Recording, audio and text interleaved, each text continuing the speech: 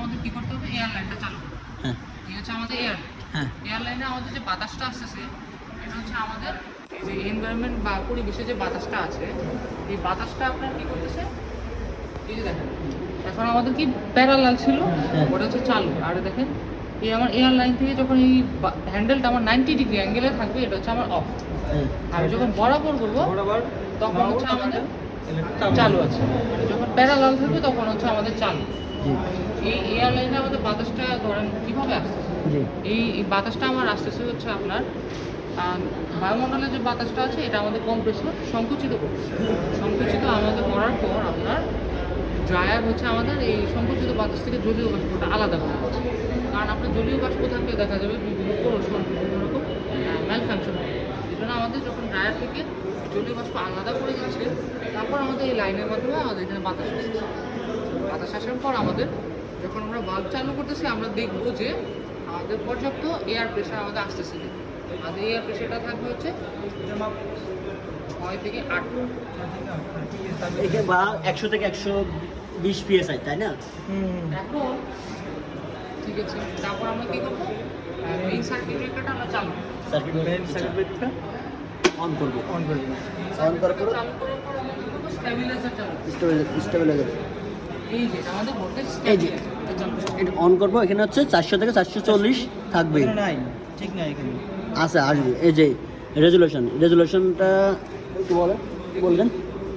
এইখানে দেখেন আপনারা যখন এই গ্রিন লাইট থাকবে তখন হচ্ছে আমাদের মেশিনটা মানে স্টেবিলাইজারটা চালু হচ্ছে। বাইপাস যদি আসে তখন আমরা বুঝবো যে মেশিনটা চালু হচ্ছে অথবা কোনো প্রবলেম হচ্ছে। আচ্ছা আর ফল্ট হলে বুঝতে পারবো যে এখন মানে সাপ্লাই বন্ধ রেখেছে। আচ্ছা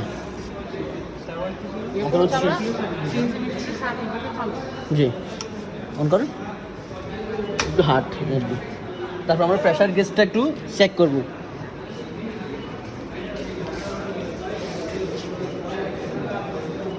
দেখেছেন আমাদের বাতাস আসতেছে। হ্যাঁ হ্যাঁ তারপর এখন আমরা কি করবো, হ্যাঁ এটা আমি সলভ প্রবলেমটা এখানে এই যে আমাদের একটা বাল্ব আছে চাবিটা কি দিকে ডানে নাকি ডান দিকে। ডানে? হ্যাঁ হ্যাঁ হ্যাঁ হ্যাঁ এই প্রেসার গেজ না? এয়ার গান। এয়ার গান। আচ্ছা এয়ার গান। এরপর আমরা কি করবো, ডোরগুলো ক্লোজ করে দেবো। হ্যাঁ আর যদি আমাদের এই ইমার্জেন্সি বাটনটা রিলিজ করা থাকে তাহলে আমরা check এটাকে দিব। প্রেস করে দেবো। আচ্ছা চেক করার পর আমরা কি করবো, পাওয়ার অনটা অন করবো। পাওয়ার অন করবো। আমরা এখন একটু অপেক্ষা করবো।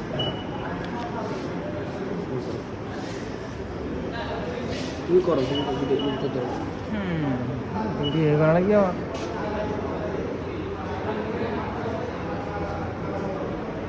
দিয়ে দেবো। দেখা যাচ্ছে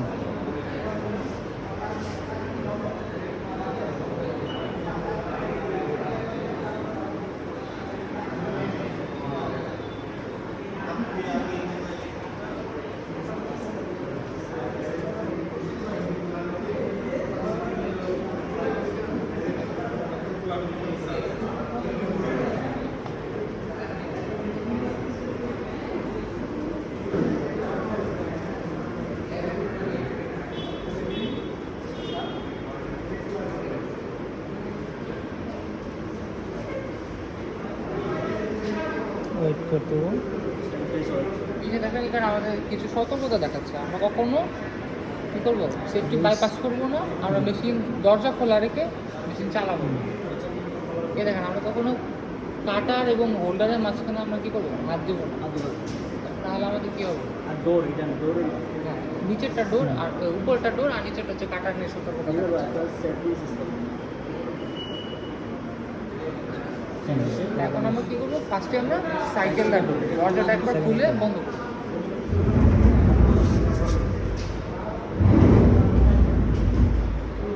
তারপর কী করবো, আমরা ইমার্জেন্সি বাটনটা রিলিজ করবো। রিলিজ করার পর আমরা কী করবো, পাওয়ার আপ করবো। এই পাওয়ার আপটা করলে আমাদের কী হচ্ছে, আমাদের মেশিনের ডেটগুলো অ্যাক্সিসগুলো হোম পজিশনে খুব পজিশন ধরে আছে। এই হোম পজিশনে যাওয়ার মাধ্যমে মেশিনটা আমাদের অ্যাকুরেট কোন লোকেশন আছে সে বুঝতে পারবে।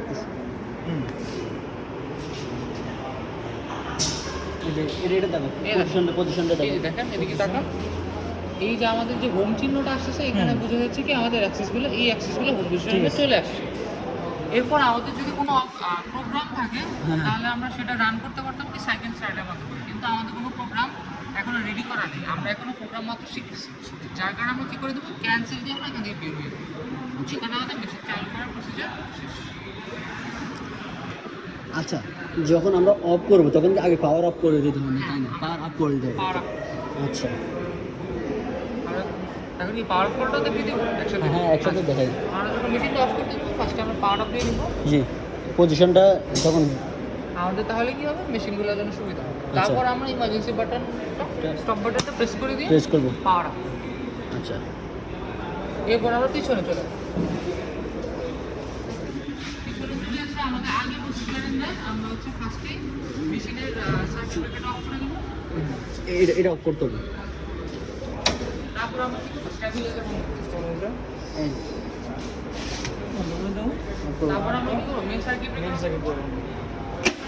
তারপর আমরা এয়ারলাইন অফ করবো। তারপর আমাদের একটা এক্সট্রা কাজ আছে, আমরা কি করবো মেশিনের সামনে এসে এই যে আমাদের এয়ার এখান থেকে আমরা অতিরিক্ত বাতাসটা বের হয়ে যাবে। আচ্ছা